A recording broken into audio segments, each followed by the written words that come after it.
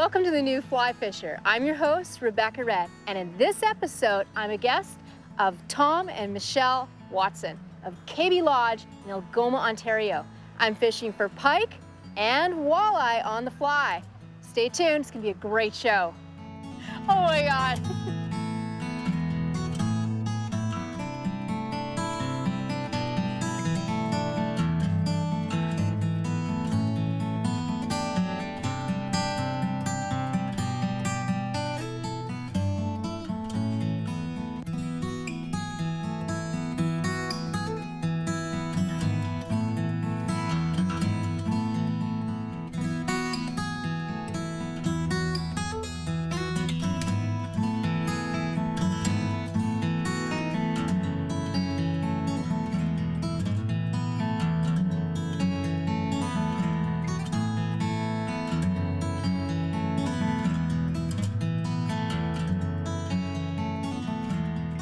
The New Fly Fisher has been made possible thanks to GoFishinOntario.com, Algoma Country, That Reel, Orvis Sporting Traditions, Scientific Anglers, Able Reels, Ross Reels, Superfly, fly fishing for everyone. Being raised in Northern Ontario, pike were one of the first fish I ever angled for. They still remain one of my very favorite fish, and I still get a thrill when I catch one. The pike is a very effective predator, living primarily on the flesh of other fish. But the pike is not adverse to eating the occasional frog or small duckling, and even its own species. Completely motionless and quite invisible in its normal habitat, it lies in wait beneath a water plant or alongside a submerged tree stump for a likely meal to stumble into its area. Algoma Country is the perfect place to fish for these wolves of the water. We have traveled by floatplane to Watson's Kaby Lodge. Remotely located, the lodge operates as a fly-in-only resort that invites guests to experience a wilderness vacation of a lifetime. Kaby Lodge is located 60 miles north of Wawa in Northern Ontario on the southern end of Kaby Lake. With over 140 islands, Big Kaby Lake covers over 30,802 acres. We have had a number of cold fronts pass through in the last few days, and this will make the fishing extra challenging. We will have to experiment with the different techniques and flies to have success. Okay, so one of the things that I prefer to do is pinch the barbs on these flies. It's going to make for really easy fly removal. And as long as you keep your line tight, you're not going to lose the fish. Clench down, and done deal. I'm just doing different speeds of retrieval, because I'd like to see what the fish are intrigued by. I'm doing some fast strip sets here, bringing in the line a little faster, and I'm slowing it down, doing inch by inch, and then I'm kind of finding an intermediate speed. Just changing it up, seeing what works. Oh, that was awesome. Oh, and I was ready. Set that hook. Don't take me under the weeds there. It's just a little guy, but you know what? That's what makes it so fun. Oh, he's taken me down to the bottom. And now I'm gonna try and maneuver him up. I'm just gonna give a little pressure. This is a pretty strong rod. It's an 8-weight rod, so you can put the pressure in the backbone of this rod and not worry about it. It's a great pike rod. 8-weight, strong backbone. Oh, you are awesome. Does great fighting fish. Pike on the fly, you can never, ever go wrong with a good sport fish. All right, let me see how well you swallowed that. Not too bad, not too bad. He's not that big, so I can grab the line. He's not gonna hurt my hands on this fine line. And I've got these long pliers to keep the teeth far away from me. Let me see here, big guy. Yeah, you're a sweetie. There we go. Bye, guy. Go back home. Done. And I didn't have to get my hands near his teeth.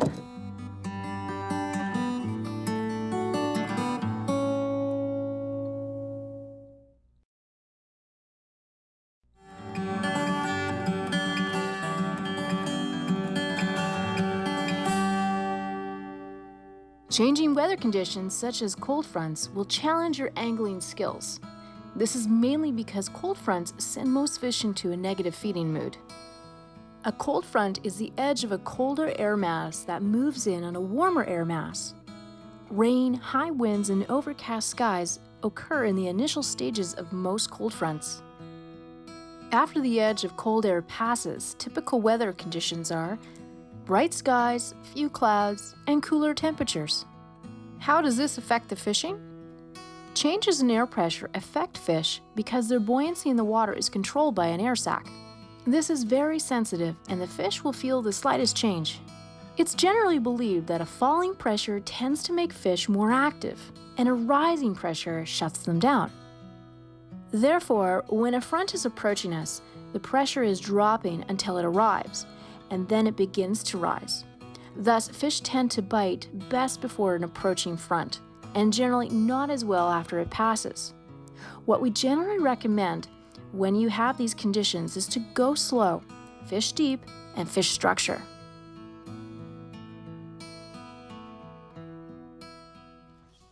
They really are a little deeper, and what I've kind of found as bringing their attention is that if I submerge my rod tip down significant amount and let that line, it's a sinking line, but drawing the fly directly through down below seems to have gotten a lot more interest.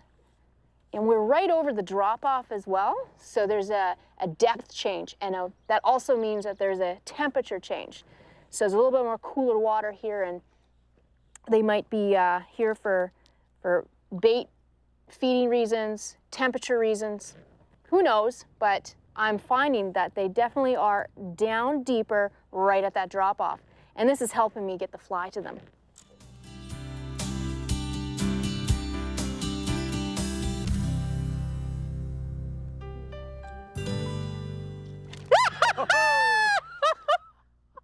That was a good one. Yes, I was just thinking it. Anytime now, possibly. Get ready. Oh, just took it. 25, 30 inch bite too. That's good.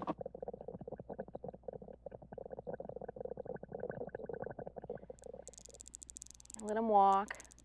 Oh. There you go. Come on over here.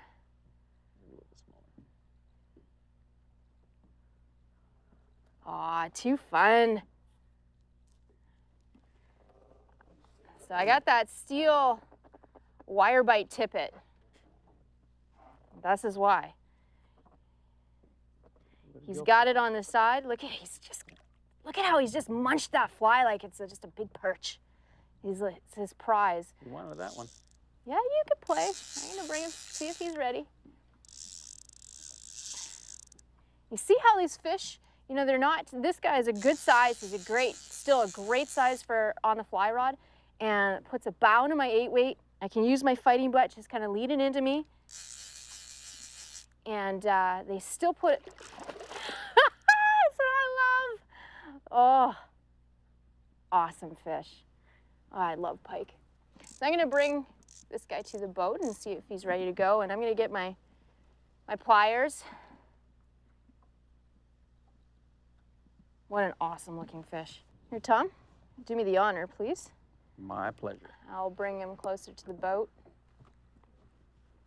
See if we can. Come here, little guy. Oh boy, he liked that fly. Just caught an gill flap, and I don't want to hurt him, so. And it's all wrapped around his mouth. Watch those teeth.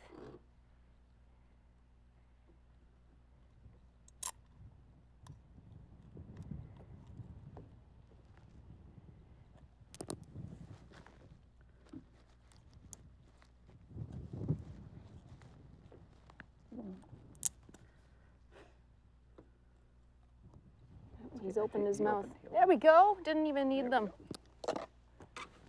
Fly is clear. Good little buddy. There he goes. Perfect. There he goes. Back home. The best part of the experience is it starts from the moment you leave home. The drive from your house up to Sault Ste. Marie and north to Wawa along the shorelines of Lake Superior is one of the nicest ones you're going to see in all of Canada. And once you get to Wawa, it's a small community but very welcoming. Love tourism, love to see new faces coming in and out. And then when you get to the airplane dock on Wawa Lake and you fly into us, the experience just develops tenfold from there. You get to watch and see what pristine Northern Ontario wilderness is actually all about. You land on our dock here, and then the experience changes again, because now we have the home-like atmosphere that we offer here at Kaby. We want to welcome everyone to come and get to experience what we get to live. From the fishing, to the hunting if you're a hunter, to the wonderful food and the top-level service that we provide, to our great log cabins that are comfortably set up for everybody to come and enjoy. It's all about the whole big picture, and that's what we really take a lot of pride in offering to our guests. We also offer both American plan and housekeeping styles of accommodations. American plan is where all the meals are provided. Housekeeping is where the guests can bring their own food, do their own cooking, and be on their own schedule. But with the American plan, we do have marvelous food. Yeah. We have certified Red Seal chefs, and the quality of food they put out speaks for itself for everybody who comes. Yeah. If you leave hungry, it's your own darn fault, we say. Yeah.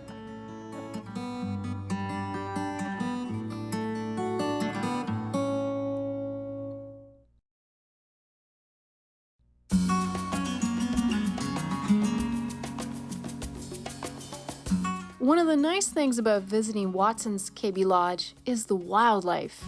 You may see at any given time moose, black bear, loons, ducks, and bald eagles. There's an abundance of them in the area. The flies we used for pike were deceivers in red and white and chartreuse, perch, minnows, blue and white clousers, and a tube fly, the quarter chicken dinner.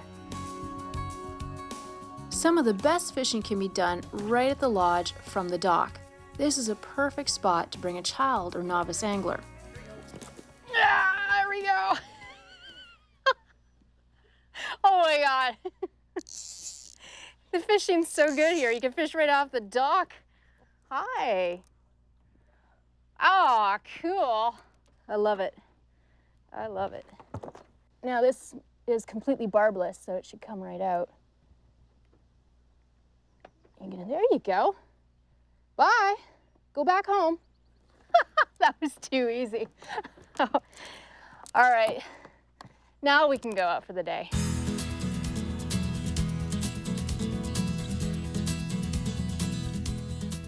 The rods needed for pike fishing should be a stout 9 foot in length and an 8 to 9 weight class. This is needed for casting those large wind-resistant flies and the sheer power of these fish. Large arbor reels are best as they allow you to pick up the line faster. A smooth drag is needed to tire out the pike as soon as possible. The lines used were floating lines for shallower water and full sinking lines for when the fish were in deeper water.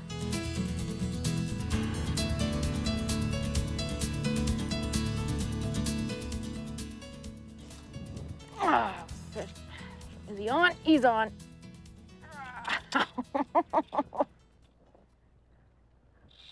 This one seems to have more size to it. More fight? Yeah. Hey there. Thanks for coming to play.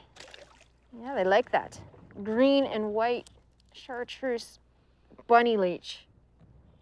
Big, big fly.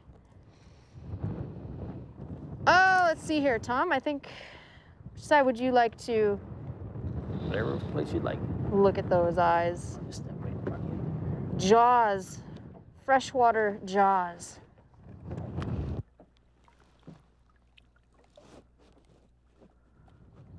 Good. Perfect. There you go. There you go, buddy. Yeah, you're free. Go ahead. We Delve located into them. the depths. What's that? Delve into the depths. Yeah.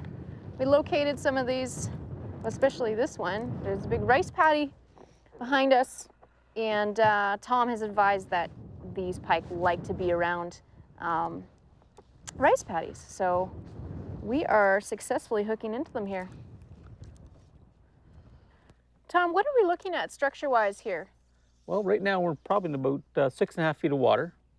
And this is a sandy bay, just thick with weeds.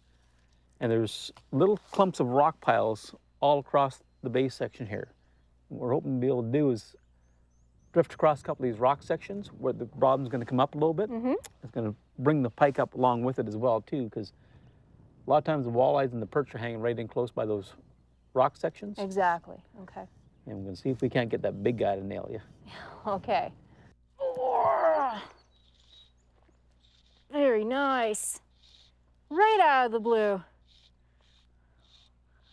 Oh, I love it how they take. Hey, you like that green fly. I told him I'll probably bring him. Oh, no. You want the pliers? You got them? Leave that. Go home. There we go. Double hit. Yeah, maybe. Fish on. Nice. Oh, fish on. Double header. Yeah, double header. Gotta love it. Oh, I love it. Mine just let go. I love it. So my middle. Oh. Let me see you. Ooh, a lot of head shakes. I got a walleye. Nicely done. That is awesome. Oh, man. That's a nice walleye. That is so cool. Really like that fly. Little perch pattern fly. Beautiful. Look at Walleye that. on a fly. Yeah. What a star. Woohoo. Nice size, too. Beautiful walleye. Oh, wow.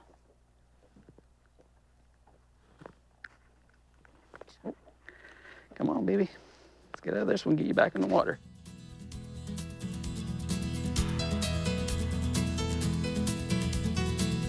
He wants to go. Here he goes. Quick release. Beautiful.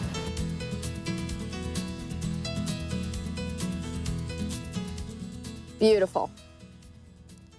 So I have my smartphone with me, and it's so convenient over a DSLR. It's not as heavy, it's light, it fits in my pocket. So one of the things I want to teach you is that these little guys have great autofocus, but not always convenient to what you want to take a picture of. So if you want to take a picture of, say, a small insect, what you need to do is press on the screen, overriding the autofocus, and it's going to bring on the focus to that, for instance, insect. That's one of the quick tips that can really make great high-quality photos that you can print and frame at home. Good luck on your photography adventures.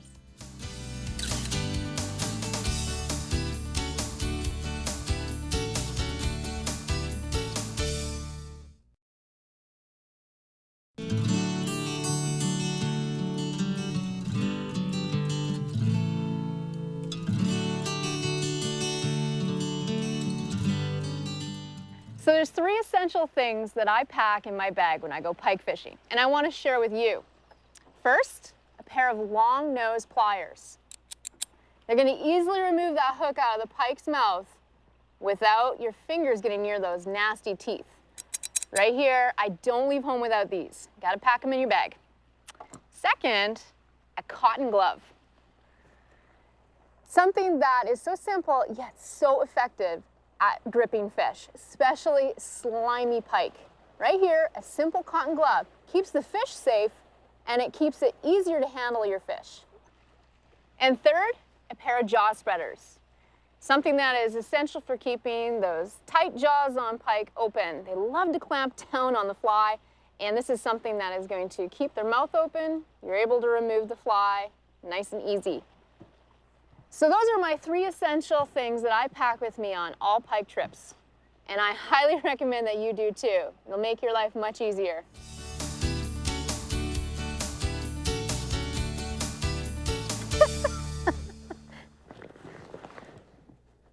Shaking it. Ah. What? Just a couple head shakes here. Whoa.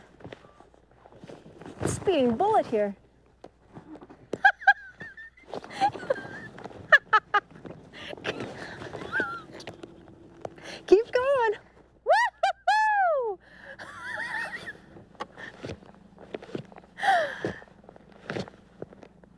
It's a gator. Oh, there it goes again. Wants to play today. Yes. Oh, it's awesome. That's awesome. Hey, you feisty little thing, you. Not so little. Want to put him in the net? Or you want to bring him to the boat? Whatever we prefer. I can just do them right in the water right beside. Still has some power. However you like it. Yeah, let's put him in the net. The net or the cradle? Oh, just the net's probably good. Okay. This one. There we go. Bring him to you. There we go. Good. We'll unhook him in there. You slimy treat, are you? There you go. There you go. Kaby Lake, right here. Tom, thank you so much for such an awesome experience. I'm gonna get this one into the water. Let her go back home. There we go. Thank you. Rebekka, it's definitely been our pleasure having you. I want to give a great big thanks to Tom and Michelle for hosting me here at Kaby Lodge. From all of us here at The New Fly Fisher, check out our website, www.thenewflyfisher.com. And until next time, tight lines and big fish. The New Fly Fisher has been made possible thanks to GoFishinOntario.com, Algoma Country, That Real, Orvis Sporting Traditions, Scientific Anglers, Able Reels, Ross Reels, Superfly, fly fishing for everyone. To learn more about the New Fly Fisher, our locations, contests, news, and much more, come visit and like us on Facebook.